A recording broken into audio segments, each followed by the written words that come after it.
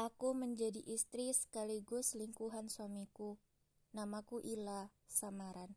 Sudah 5 bulan belakangan, aku mencurigai suamiku. Sejak anak kami sakit, suamiku agak berbeda. Dia kerja tiap hari, tapi uang untuk biaya rumah sakit anak tidak ada.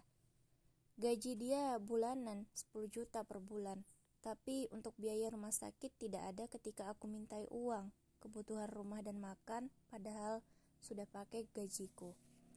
Aku tidak pernah meminta uang darinya karena dia ingin berbagi beban denganku. Rumah dan segala keperluannya aku yang biayai, dia hanya memberi nafkah untuk anak. Aku sebenarnya tidak kuat. Aku menikah tapi seperti hidup sendiri. Apa-apa aku cari sendiri, bahkan suamiku kadang tidak cukup beri uang untuk anaknya. Sering aku menutupi kekurangannya. Aku tidak diberi nafkah sama sekali dengan alasan gajiku besar, cukup untuk aku dan rumah. Semenjak anakku sakit, aku memutuskan resign dari kerja agar bisa fokus merawat anak karena anakku sakit parah dan lama. Sekarang semua bergantung pada suami. Untuk kebutuhan rumah masih bisa aku cukupi dengan sisa tabunganku yang aku irit-irit. Tapi untuk biaya anak sakit, aku meminta dari suami, tapi selalu kurang yang dia beri.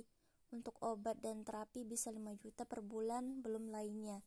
Tapi dia hanya beri 3-4 juta. Ketika diminta uang lagi, dia marah dan katanya gak ada uang lagi. Aku tanya kemana sisa gajinya. Dia tidak pernah mau menjawab. Aku terpaksa menjual perhiasanku yang ternyata semua palsu. Aku bingung, aku sendiri yang membeli perhiasan itu. Tapi kenapa jadi palsu? Padahal ketika aku beli asli. Aku pun semakin curiga dengan suamiku. Karena yang tahu perhiasan itu hanya aku dan dia. Ya Allah, aku harus cari biaya kemana untuk anakku. Aku pun terpaksa menjual mobilku satu-satunya agar anakku tetap bisa menjalani terapinya. Pagi itu, aku melihat HP suamiku tergeletak di atas meja dengan layar menyala. Aku kaget karena isi HP itu membuktikan kecurigaanku selama ini. Suamiku banyak chatting dengan wanita. Chatnya mesra. Dia mengaku bujang pada semua wanita itu. Aku akan pura-pura menjadi orang lain dan chatting dengan suamiku agar aku tahu apa saja yang dia bicarakan pada wanita itu. Benar saja, suamiku langsung menanggapi chatku. Dia merayuku dan mengaku duda, bahkan dia bilang kalau istrinya sudah meninggal.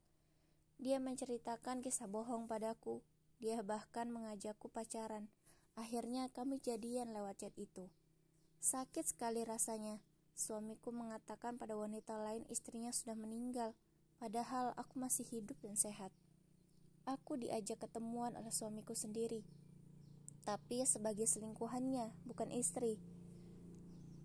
Aku pun menemuinya. Setelah aku datang, suamiku kaget. Kok aku yang datang? Aku katakan semua yang aku tahu dan apa yang terjadi sekarang. Ibunya datang dan marah besar karena aku sudah menceritakan semuanya.